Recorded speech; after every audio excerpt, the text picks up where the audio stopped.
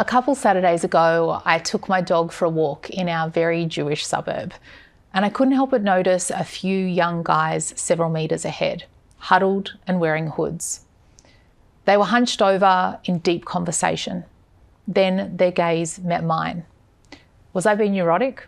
I've been told I look Jewish, whatever that means. I proudly wear a Star of David necklace, and no, I won't be hiding my identity anytime soon.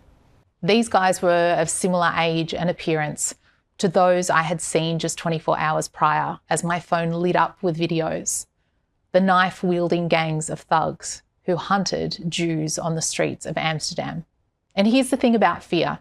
Sometimes it's rational, sometimes it's just fear. But this is the reality of the world to which I've been forced to adapt in the wake of Hamas's October 7 terror atrocities, as my community suffers through an ever-increasing scourge of Jewish hate worldwide, including here in my beloved city of Melbourne.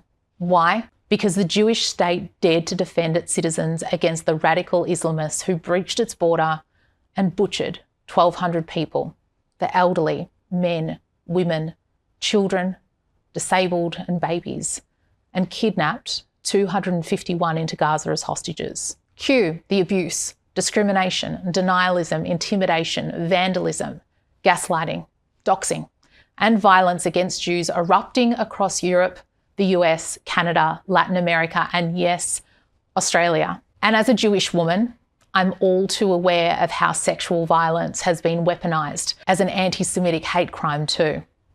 In June, a 12-year-old girl was raped in Paris because she was Jewish. The many accounts of gang rape to the point of shattered pelvises and genital mutilation inflicted upon Israeli women on October 7 and the sexual assault of female hostages will forever haunt me. This is in addition to the threats that dictate how all women live their lives. You know, you really should drive with a friend to dinner so you don't have to walk back to the car alone. Yes, go for that walk, but only before sundown. And make sure a mate keeps tabs on you when you're alone in that Uber or on a date. Jill Ma, Eurydice Dixon, Aya Masawe are more than names of women who never made it home. They were daughters, sisters, partners and friends.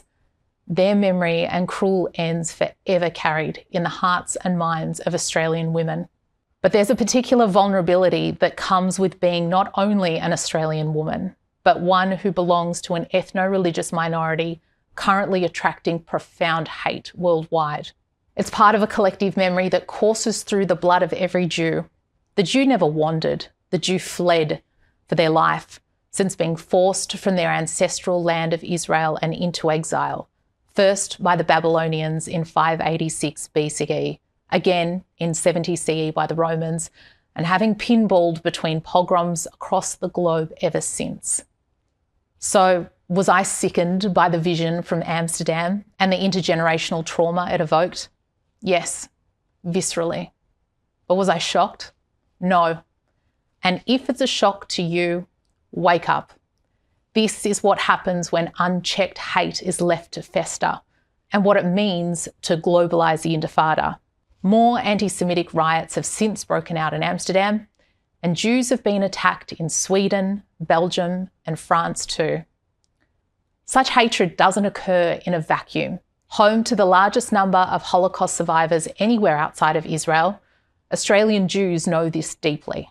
We know the demonisation of a people is a calculated campaign of dehumanisation, driven by insidious language, propaganda and misinformation, designed to strip away identity and devalue us as a people.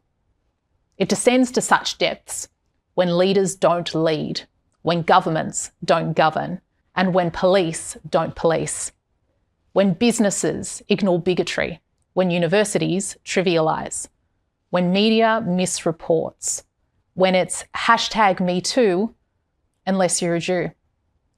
And when international bodies like the UN have within their ranks those who are terrorists themselves, then suddenly you find yourself, a Jewish Australian woman in your mid-30s taking a walk on a lazy Saturday asking, do those men ahead see me as a target? And if they do, will anyone care?